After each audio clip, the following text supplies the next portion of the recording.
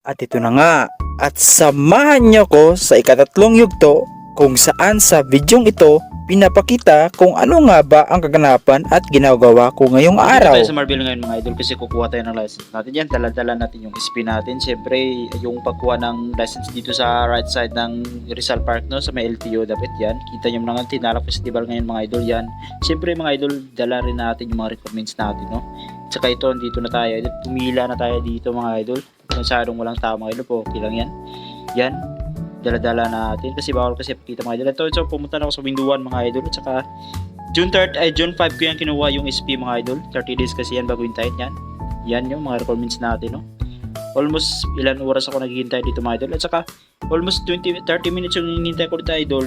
Ito na siya idol. Nakuha ko ng license ko mga idol. Sobrang ganda nito mga idol. May license na tayo. Wow. Pwede na yan. Pwede na tayo mag-drive. Yan. At saka pagka-uwi namin, no, na-drive thru muna kami, no. Siyempre may ano anong tawag dito. May fries, may hamburger, at saka siyempre kakain tayo mga idol, no. Yan. Kaya napasalamat ako mga idol kasi may license na ako idol. Yan, 5,500 yung bayad ko dito. Salamat. Thank you.